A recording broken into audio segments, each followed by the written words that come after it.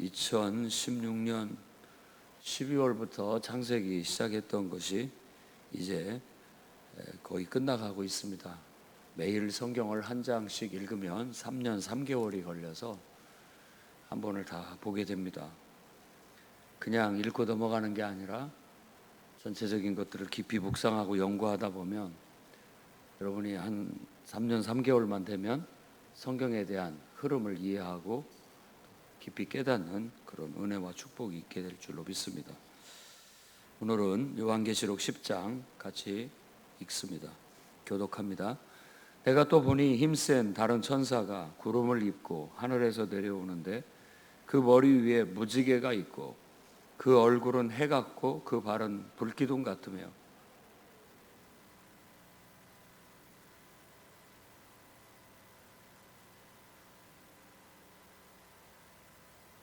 사자가 부르짖는 것 같이 큰 소리로 외치니 그가 외칠 때에 일곱 우레가 그 소리를 내어 말하더라.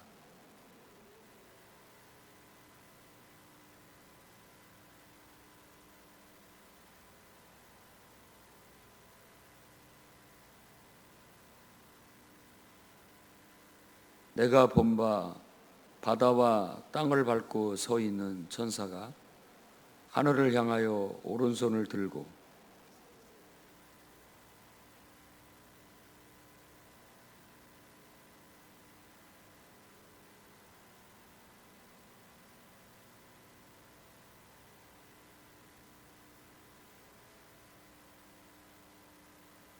일곱째 천사가 소리내는 날 그의 나팔을 불려고 할 때에 하나님이 그의 종 선지자들에게 전하신 복음과 같이 하나님의 그 비밀이 이루어지리라 하더라.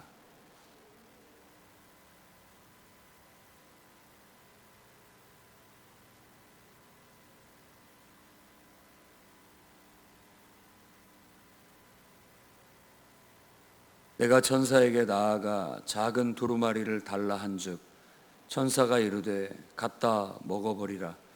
내 배에는 쓰나 내 입에는 꿀같이 달리라 하거늘.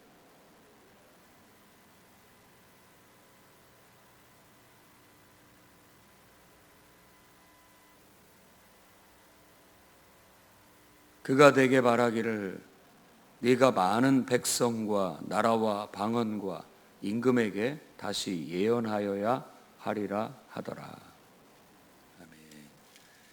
네, 여섯째 나팔까지 불었습니다. 나팔 재앙이 불리는 8장과 9장의 내용은 두려움, 공포, 악몽 이런 내용들로 쭉 이어집니다. 하나님이 피조한 세상이 병들고 잘못되어져 있는 세상인데 그 세상 속에 하나님께서 3분의 1을 다 이렇게 파괴하시는 것으로 나타나 있고 또 무적행 문이 열려 거기에서 메뚜기 떼, 황충 떼가 나와서 5개월 동안을 사람을 괴롭혔고 또 불을 뿜어내는 마병대 2억 명의 마병대가 출현해서 사람들 3분의 1을 죽인다고 그런 악몽과 같은 이야기들이 쭉 펼쳐집니다. 심판의 양면성, 한 면은 하나님께서 진노하셔서 세상을 이렇게 세상에 심판을 내리는, 그러니까 매를 내리는 것과 같은 그런 심판을 내리는 면이 있는가 하면 한편은 인간들이 너무나 타락하고 잘못되어서 악해지고 악이 관영을 하고 부패하니 그 악을 도려내는 그런 의미로서의 의미가 있다는 것을 배웠습니다. 그리고 그 심판의 궁극적인 목적은 결국은 회개를 유도하는 거고 회개를 바라는 것이지 죄를 그냥 죽이는 것 자체가 목적이 아니라는 걸 기억하셔야 됩니다. 그래서 누구든지 이런 두렵고 또 무섭고 악몽 같은 이와 같은 심판을 느꼈다면 빨리 하나님 앞에 회개하고 돌아가야 되겠구나 라고 마음을 먹기를 바랍니다. 오늘은 이제 10장과 11장에는 일곱째 나팔이 불기 전에 두 가지 에피소드가 나오는데 10장은 그 첫 번째 이야기입니다. 힘센 천사가 나타납니다. 9장까지는 두려움, 공포, 악몽이었다면 이 나타난 천사는 다시 한번 우리의 마음을 쓸어내릴 수 있는 아주 선한 천사처럼 나타납니다. 그러니까 다시 그 악몽이 싹 사라지고 장면이 전환이 됐어요. 장면이 전환이 됐는데 이 천사는 힘센 천사인데 우리 편 같은 느낌이 드는 겁니다. 그 전의 모습들은 막 전부 무섭고 피하고 싶고 그런 것들이었다면 이것은 우리를 이렇게 위로하듯 우리에게 밝은 면으로 다가와서 악몽을 꾸고 있는 사람이 그 악몽에서 벗어나 다시 한번 좀 어떤 위로를 얻을 수 있는 그런 장면이라 할 수 있습니다. 이 천사의 모습은 구름을 입고 있고 또 머리에는 무지개가 있고 얼굴은 해 같고 발은 불기둥 같아요. 그리고 특징은 그 손에 펴놓인 작은 두루마리를 들고 한쪽 발은 오른쪽 발은 바다를 밟고 또 한쪽 발 왼발은 땅을 밟고 이렇게 서 있으면서 그가 음성을 발하는데 일곱 우레 같은 소리가 납니다. 그러니까 힘센 천사, 뭔가 왠지 모르게 막 힘 있는 천사로 느껴지고 우리가 볼 때는 좀 든든한 그런 모습. 그래서 우리가 하나님을 예배하고 또 하나님께 기도할 때 우리도 우리를 늘 지켜주고 우리 편인 마치 하나님이 내 편이고 하나님께서 나를 지켜주시고 힘 있는 분처럼 느껴지게 된다면 우리의 기도가 더 큰 능력이 될 줄로 믿습니다. 예배 가운데 예배할 때 우리들의 모습, 우리가 하나님을 떠올리고 하나님에 대한 느낌도 그와 같기를 바랍니다.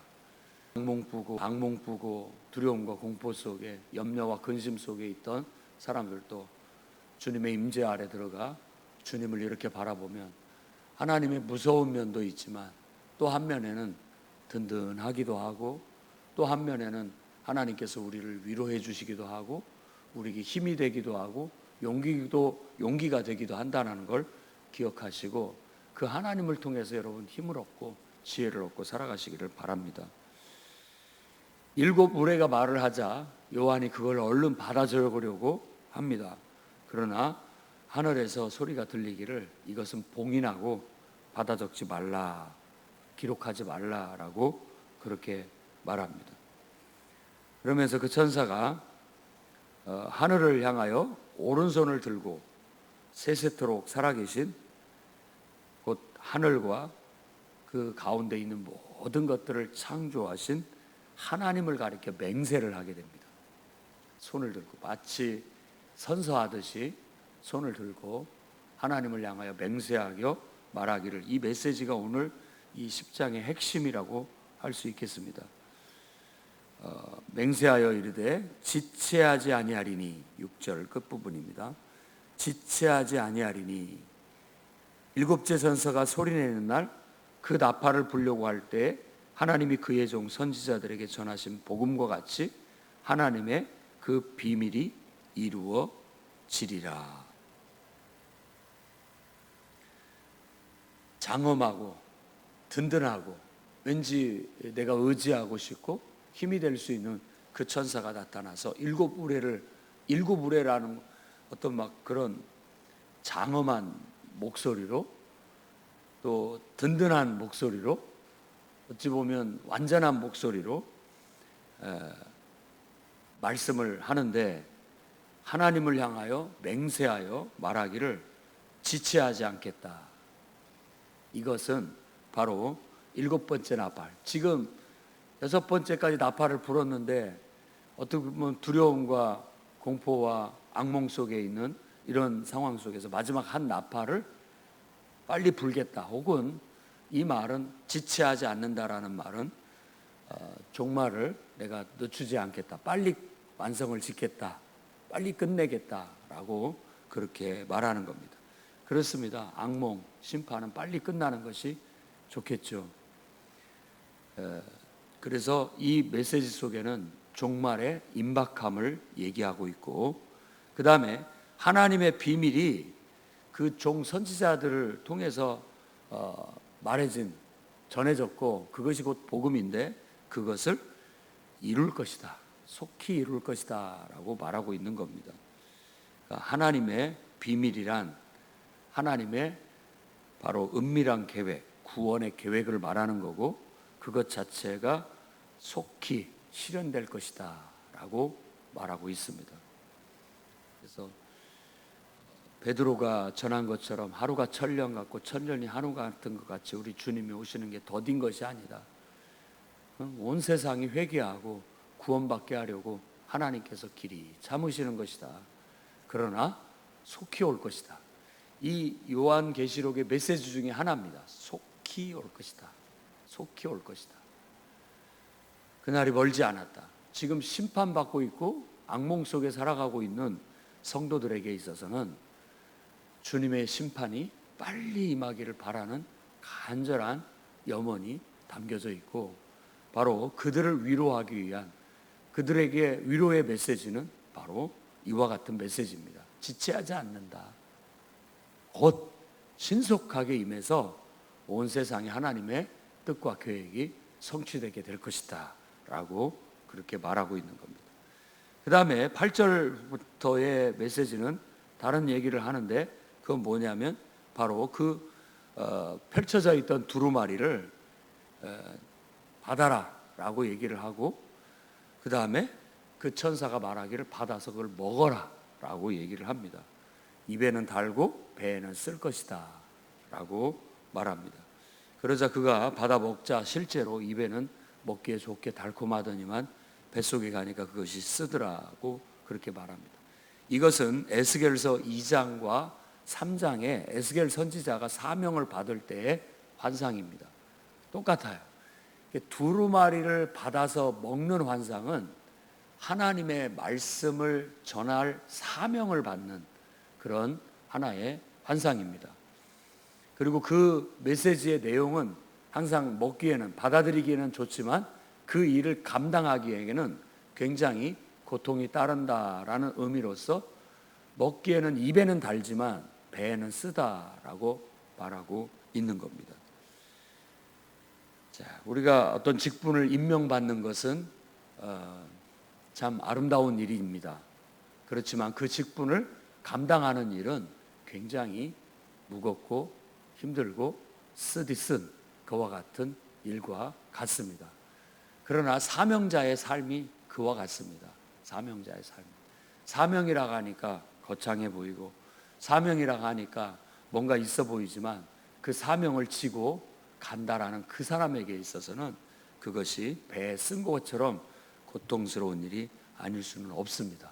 그러나 우리는 그런 고난의 길을 걸으면서도 예수님처럼 기쁨으로 기꺼이 하나님을 위해서라면 순종하겠다는 마음으로 나아가게 됨으로써 그 사명을 완수하게 됩니다. 자, 하나님의 종말의 임박함과 그것이 속히 이루어질 것이다라는, 그리고 반드시 신속하게 이루어질 것이라는 메시지와 함께 그것을 위해서 바로 요한과 같은 하나님의 일꾼들은 사명을 갖고 그 메시지를 열방에 예언해야 된다라는 사명이 부여되게 됩니다. 그러니까 하나님이 혼자 일하지 않습니다. 하나님은 하나님의 일을 하시고 하나님의 뜻이 이루어지기를, 속히 이루어지기를 간절히 바라는 하나님의 사람들, 하나님의 백성들은 그와 함께 하나님의 뜻이 이루어지도록 하기 위해서 우리는 가서 고난을 받는 가운데서 바로 복음을 전하는 예언자들이 되어서 하나님과 함께 해야 되는 겁니다. 그게 이 시대의 교회의 사명이기도 하고 성도들의 사명입니다. 지금까지 쭉 우리가 봐왔던 사장부터 하늘로 올리워져서 이제 일곱 인을 떼고 일곱 나팔을 이렇게 불어가는 과정 속에서 보여진 모든 이야기들은 과거가 배어 있고 현재가 그 속에 배어 있고 미래가 그 속에 담겨져 있는 겁니다. 천사는 요한을 하늘로 이끌고 갈 때 약속을 합니다. 앞으로 될 일들을 보여주겠다. 미래의 모든 일은 다 과거와 연관되어 있고 현재와 연관되어져 있습니다. 그리고 모든 기록물은 자신이 살아가고 있는 현재의 삶을 담고 있습니다. 그래서 역사는 그런 겁니다. 역사는 내가 지금 그 역사를 기록한다면 내가 살아가고 있는 이 현재가 그 속에 녹아들어서 과거를 해석하고 있다는 걸 금방 알 수가 있습니다. 그뿐만이 아니라 내가 살아가고 있는 현재의 필요성이나 어떤 환경, 어떤 일들 때문에 미래를 그렇게 내다보고 있다는 걸 금방 알 수가 있는 거예요. 지금 요한이 이 글을 쓰고 있던 시대에는 네로 황제의 대대적인 핍박으로 인해서 우리가 상상하는 것보다도 더 어렵고 힘든 삶을 살고 있습니다. 우리는 코로나19 하나 때문에라도 이렇게 우리의 예배 생활이, 기도 생활이 위축되고 또 자제할 수밖에 없고, 기도하고 싶어도 마음대로, 또 예배하고 싶어도 마음대로 할 수 없는 그런 속에서 우리가 살아가고 있고, 세상이 이렇게 되다가는 어떻게 될까 하는 어떤 흉흉함을 느끼고 있습니다만은 우리는 지금 그것에 눈꼽만큼만 경험하고 있을 뿐인 겁니다. 예배를 드리고 싶어도 드리지 못하고, 오히려 예배를 드린다는 이유로 사형을 당하고, 그걸로 인해서 심한 육체적 고문과 또 나로 인해서 무고한 가족들이 희생당하고 피해당하고 하는 일들을 겪었을 때 우리가 그런 것들을 견뎌낼 수 있는 충분한 멘탈이, 신앙이 있을지 한번 돌아봐야 되겠고, 또 어떤 의미에서는 걱정도 됩니다만은 하나님께서 능히 그 시대의 신앙인들 못지않게 우리를 저는 이끌어 가시리라고 믿습니다. 요한 계시록의 용어상 참된 신자는 순교자입니다. 그 시대는 진짜 신자들은 전부 순교를 당했다고 해도 과언이 아니니까 순교자적인 신앙을 가진 사람들입니다.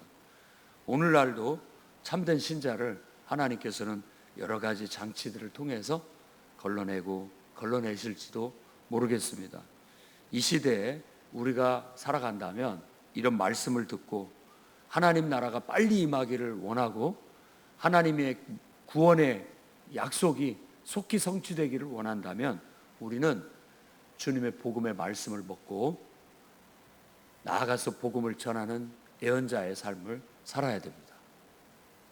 그 사명을 부여받는 것은 일단은 정말 영광스럽고 아름다운 일이지만 그 일을 감당하기 위해서는 정말 쓰디 쓴 것처럼 수많은 고난과 역경을 감당하면서 오히려 나아감으로써 우리는 하나님 나라를 더 앞당길 수 있고 주님의 역사를 이루어 나아갈 수 있다는 걸 기억하시고, 있는 자리에서 또 섬기는 교회를 통해서 정말 여러분들이 사명을 부여받고 복음을 전하는 일꾼으로서의 삶을 충실하게 살면서 주님이 이루실 그날, 주님이 우리에게 약속하신 그날을 바라보며 소망 가운데 살아가는 저와 여러분이 되기를 주의 이름으로 축원합니다.